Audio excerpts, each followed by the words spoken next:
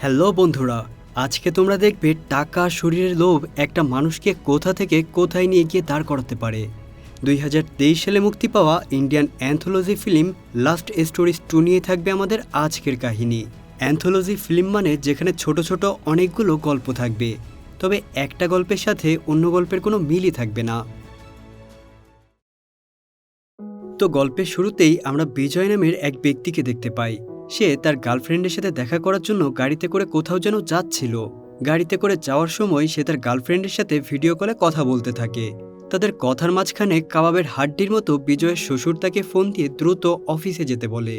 বিজয় তার শ্বশুরের কোম্পানির সিইও। তাদের অফিসে এখন জরুরি একটা মিটিং হবে, তাই তাকে এখনই সেই মিটিংয়ে অ্যাটেন্ড করতে হবে। বিজয় তার শ্বশুরকে ম্যানেজ করতে থাকে যেন আজকের মিটিংটা তাকে ছাড়াই করতে হয়। আর সে মিটিংয়ে যাবেই বা কিভাবে, ওদিকে যে তার গার্লফ্রেন্ড অপেক্ষা করে আছে।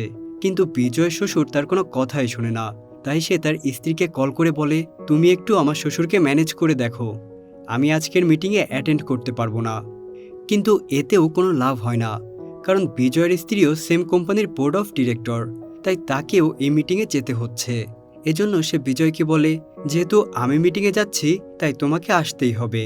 তাই আর কোনো উপায় না পেয়ে সে তার গার্লফ্রেন্ড নিশাকে বলে, সরি বেবি, আজ আর আমি তোমার সাথে দেখা করতে আসতে পারছি না, কারণ আমাকে এক্ষুনি একটা জরুরি মিটিংয়ের জন্য ডাকা হয়েছে। এই কথা শুনে নিশা রেগে যায়, কারণ সে এতক্ষণ ধরে তার বয়ফ্রেন্ড বিজয়ের জন্য অপেক্ষা করছে। তো এরপরে সে ভিডিও কলে বিজয়কে বিভিন্নভাবে আকৃষ্ট করার চেষ্টা করে, যাতে সে তার কাছে ছুটে চলে যায়। নিজের হট গার্লফ্রেন্ডকে এইভাবে দেখে বিজয় তো পুরো টাসকি খেয়ে যায়। তাই সে নিজের গাড়ির কন্ট্রোল হারিয়ে ফেলে। কন্ট্রোল হারিয়ে গাড়িটা সোজা একটা গাছে যেয়ে ধাক্কা লাগে। এতে করে বিজয়ের কোনো ক্ষতি না হলেও গাড়িটার বেশ ক্ষতি হয়ে যায়। আর তার এখন এই গাড়িটা ঠিক করতে হবে, কারণ তাকে এখনই মিটিংয়ের জন্য অফিসে যেতে হবে। বিজয়ের গাড়িটা এমন একটা জায়গায় অ্যাক্সিডেন্ট করে যেখানে কোনো নেটওয়ার্কই পাচ্ছিল না। তাই সে একটা সাইকেলে করে একটা মেকানিক্যাল লোকের বাড়িতে যায়, যাতে করে ওই লোকটাকে ডেকে নিয়ে সে ওই গাড়ি পর্যন্ত যেতে পারে। মেকানিককে গাড়ির ওখানে পাঠিয়ে দিয়ে সে আশেপাশে ঘুরে দেখতে থাকে। তারপর সে একটা কফি শপ থেকে এক কাপ কফি নিয়ে খেতে থাকে। আর তখনই পাশের কোনো এক বিল্ডিং থেকে গানের শব্দ শুনতে পায় সে। এরপর সে হাঁটতে হাঁটতে ওই বিল্ডিংয়ের ভেতরে যেয়ে দেখে একজন সুন্দরী মহিলা কিছু বাচ্চাদেরকে নাচ শেখাচ্ছে।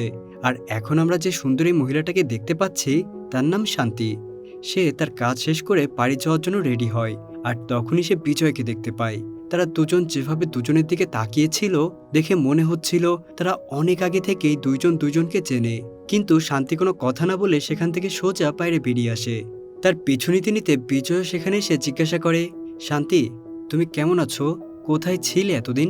বিজয়ের কাছ থেকে এই কথা শোনার পর শান্তি এমন ভাব করে যেন সে তাকে কোনোদিন দেখেইনি। তখন বিজয় বলে, তুমি আমার সাথে এমন করতে পারো না, আমি তোমার স্বামী। হতে পারে আমাদের ভেতর অনেক বছর ধরে কোনো যোগাযোগ নেই। শান্তি এ ব্যাপারে কোনো কথা না বলে সে বিজয়কে বলে, তুমি এখান থেকে চলে যাও, না হলে অনেক বেশি দেরি হয়ে যাবে। এই কথা বলে শান্তি যখন বাড়ির ভেতরে যেতে চায়, তখনই বিজয় তার হাতটা ধরে টান দেয়। এতে করে তার হাতে থাকা কফির কাপ শান্তির গায়ে লেগে যায়। এইসব দেখে কিছুটা দূরে থাকা একজন পুলিশ অফিসার সেখানে এসে জিজ্ঞাসা করে, কি হয়েছে এখানে? এই ছেলেটা কি আপনাকে ডিস্টার্ব করছে? শান্তি তখন বলে, না অফিসার, আমাকে কেউই ডিস্টার্ব করছে না, আমি তাকে অনেক আগে থেকেই চিনি। তখন পুলিশ অফিসার তাদেরকে বলে, আপনারা এখান থেকে চলে যান, না হলে অনেক বেশি দেরি হয়ে যাবে। আসলে কিসে এত বেশি দেরি হয়ে যাবে? তো চলো বন্ধুরা, আমরা গল্পের আরও ভেতরে যেয়ে দেখি আসলে রহস্যটা কি। এরপর শান্তি তার বাড়িতে চলে যায়। তাকে ফলো করতে করতে বিজয় সেখানে যায়। বিজয় সেখানে যেয়ে শান্তিকে জিজ্ঞাসা করে, তুমি আমাকে না বলে এখান থেকে 10 বছর আগে কেন চলে গিয়েছিলে? শান্তি তখন বলে, দেখো, আমি বাইরে থেকে এসেছি, এখন আমি অনেক বেশি টায়ার্ড, আমি এখন গোসল করে ফ্রেশ হব, তাই এইসব নিয়ে আমি এখন কোনো কথাই বলতে চাচ্ছি না। তো এই কথা বলে শান্তি গোসল করার জন্য ওয়াশরুমে যায়। ওয়াশরুমের বাইরে থাকা শান্তির একটা পোশাক বিজয়কে অনেক বেশি উত্তেজিত করে তোলে। তাই সে ওয়াশরুমের সামনে যেয়ে লুকিয়ে লুকিয়ে শান্তির গোসল করার দৃশ্যগুলো দেখতে থাকে। ওয়াশরুমের ভেতর থেকে অবশ্য শান্তি এটা বুঝতে পারে, আর সে দ্রুত গোসল শেষ করে বাইরে চলে আসে। তারপর বিজয় জিজ্ঞাসা করে, এবার তো তুমি ফ্রেশ হয়ে এসেছো, তাহলে এখন আমাকে বলো, কেন 10 বছর আগে তুমি আমাকে কিছু না বলেই ছেড়ে চলে গিয়েছিলে? তখন শান্তি বলে, আমি প্রেগনেন্সি টেস্ট করার সময় একটা হসপিটালে গিয়েছিলাম। তারপর আমি যখন হসপিটাল থেকে বাইরে বেরিয়ে আসি, তখন দেখতে পাই একটা গাড়ির ভেতরে একজন মহিলা প্রেগনেন্সি ব্যথায় ছটফট করছিল। এটা দেখে আমি তাকে সাহায্য করার জন্য গাড়ির দিকে এগিয়ে যাই। তারপর আমার আর কিছুই মনে নেই। তারপর আমার যখন জ্ঞান ফেরে তখন আমি নিজেকে এই শহরে দেখতে পাই, আর সেখান থেকে আজ পর্যন্ত আমি এই শহরেই আছি। তার এই কথা শুনে বিজয় জিজ্ঞাসা করে, তুমি যেহেতু প্রেগনেন্ট ছিলে, তাহলে আমাদের সেই বাচ্চাটা কোথায়? তখন শান্তি বলে, বাচ্চা তখনই নষ্ট হয়ে গিয়েছিল। এই কথা বলে শান্তি অনেক বেশি ইমোশনাল হয়ে যায়। তাকে শান্ত করার জন্য বিজয় তার পাশে যেয়ে তাকে কিস করতে যায়। আর তখনই শান্তি বিজয়কে দূরে সরিয়ে দিয়ে বলে, আমার বেশি কাছে এসো না, কারণ এগুলো উচিত হবে না। বিজয় তখন বলে, আমি তো তোমার স্বামী, তাহলে তোমার কাছে গেলে সমস্যা কি? শান্তি তখন বলে, আমার বারবার মনে হয়েছিল আমি যদি তোমার সাথে যোগাযোগ করার চেষ্টা করি তাহলে কেউ হয়তো আমাদের ক্ষতি করতে পারে। আর তুমি নিশ্চয়ই এতদিনে বিয়ে করেছো, যদি বিয়ে করে থাকো তাহলে আমার এত বেশি কাছে কেন আসবে? বিজয় তখন শান্তিকে বলে, হ্যাঁ, আমি আনিকাকে বিয়ে করেছি। শান্তি তখন বলে, আনিকা আর তুমি তো একসাথেই অফিসে জয়েন করেছিলে। বিজয় তার কথা শুনে বলে, হ্যাঁ, আর এখন আমি ওই কোম্পানির সিইও। এখন আমাদের একটা ছোট্ট ছেলে আছে। তোমাকে আমি আমার বাড়িতে আবার ফিরিয়ে নিয়ে যাব। আর এই কথা শুনে শান্তি বলে, এখন তোমার আলাদা স্ত্রী, সন্তান এবং সংসার রয়েছে। আমার সেখানে যাওয়া উচিত হবে না। আর আমি যদি ওখানে যাই তাহলে আনিকা আমাকে মেরে ফেলতে পারে। বিজয় তখন শান্তিকে বলে, আনিকা কেন তোমাকে মেরে ফেলবে? এই কথা শোনার পরে শান্তি বলে, যেদিন থেকে আনিকা জানতে পেরেছিল যে আমি প্রেগনেন্ট, সেদিন থেকে ও আমাকে তোমার জীবন থেকে সরিয়ে দিতে চায়। বিজয় তখন শান্তির কাছে জিজ্ঞাসা করে, আমি তো জানতাম না যে তুমি প্রেগনেন্ট। তখন শান্তি বলে, তোমার মনে আছে লাস্ট যেদিন আমাদের বাড়িতে পার্টি হয়েছিল, আমার একটু সন্দেহ হয়েছিল, তাই আমি প্রেগনেন্সি টেস্ট করার জন্য বাথরুমে যাই। সেখানে প্রেগনেন্সি টেস্ট করে আমি ভুল করে কিটটা বাথরুমে ফেলে রেখে আসি। আর আমি বের হওয়ার সময় দেখেছিলাম আনিকা বাথরুমে যাচ্ছিল। আমার খুব ভালোভাবেই মনে আছে, আমি যখন কিটটা বাথরুমে রেখে এসেছিলাম তখন সেটা সোজা করা ছিল, কিন্তু কিছুক্ষণ পর যখন আমি কিটটা নিতে যাই তখন গিয়ে দেখি সেটা উল্টা হয়ে পড়ে আছে। আমার তখনই মনে হয়েছিল আমার প্রেগনেন্সির বিষয়টা নিয়ে আনিকা একেবারেই খুশি ছিল না। আর ঠিক তার পরদিন আমার কিডন্যাপ করা হয়, আর আমার মনে হয় এসবের পেছনে আনিকার হাত ছিল। বিজয় তখন তাকে বলে, তুমি চলে যাওয়ার পর থেকে আনিকা সবসময় আমার সাথে সাথেই থাকতো, এমনকি সে নিজেই আমাকে বিয়ের প্রপোজাল দিয়েছিল। তাদের ভেতরে এইভাবে কথাবার্তা বলতে বলতে একসময় শান্তি বলে, হয়তো আমি এইসবের পেছনে দায়ী। তো এরপর তারা নিজেদের ভেতরে সব ভুল বোঝাবুঝি মিটিয়ে নিয়ে আবারও এক হয়। প্রায় 10 বছর পরে তারা ইন্টিমেট হয়েছে।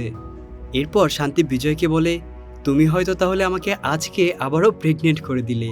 তো এই কথা শুনে বিজয় বলে, আরে তুমি আজকে প্রেগনেন্ট হবা না, আর যদি তোমার বেশি সন্দেহ হয়ে থাকে তাহলে তুমি রেড কিট দিয়ে টেস্ট করে নিও। তখন শান্তি বলে, তুমি এই রেড কিটের কথা কিভাবে জানলে? এটা তো আর কারোরই জানার কথা ছিল না, কারণ আমি আমার এক ফ্রেন্ডকে দিয়ে কানাডা থেকে রেড কিট আনিয়েছিলাম। তাহলে তুমি সব কিছুর জন্য দায়ী ছিলে? তুমি ছিলে সব কিছুর পেছনে? তো বিজয় এখানে শান্তির কাছে ধরা পড়ে যায়, কারণ বিজয় নিজেই চেয়েছিল শান্তিকে তার পথ থেকে দূরে সরিয়ে দিয়ে সে আনিকাকে বিয়ে করবে, আর আনিকাকে বিয়ে করে সে ওই কোম্পানির সিইও হবে।